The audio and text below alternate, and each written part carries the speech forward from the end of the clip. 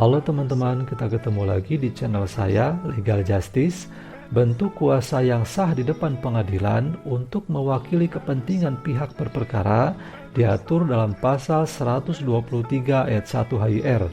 Pertama, kuasa secara lisan. Menurut pasal 120 dan pasal 123 ayat 1 HIR, kuasa secara lisan harus dinyatakan secara lisan oleh penggugat di hadapan ketua pengadilan. Pasal 120 HIR memberi hak kepada penggugat untuk mengajukan gugatan secara lisan kepada ketua pengadilan apabila penggugat tidak pandai menulis. Dalam kasus demikian, bersamaan dengan pengajuan gugatan lisan itu, penggugat dapat juga menyampaikan pernyataan lisan mengenai pemberian atau penunjukan kuasa kepada seseorang atau beberapa orang tertentu. Pernyataan pemberian kuasa secara lisan itu disebutkan dalam catatan gugatan yang dibuat oleh ketua pengadilan. Pemberian kuasa yang ditunjuk secara lisan di persidangan secara implisit dianggap tersirat dalam pasal 123 ayat 1 HIR.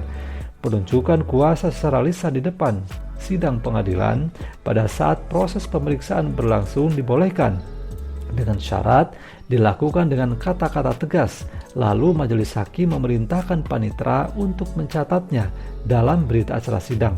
Kedua, kuasa yang ditunjuk dalam surat gugatan. Penunjukan kuasa dalam surat gugatan diatur dalam pasal 123 ayat 1 HIR. Cara penunjukan ini dikaitkan dengan pasal 118 HIR. Menurut pasal 118 ayat 1 HIR, gugatan perdata diajukan secara tertulis dalam bentuk surat gugatan yang ditandatangani oleh penggugat. Berdasarkan pasal 123 ayat 1 HIR, penggugat dalam gugatan itu dapat langsung mencantumkan dan menunjuk kuasa yang dikehendakinya untuk mewakilinya dalam proses pemeriksaan.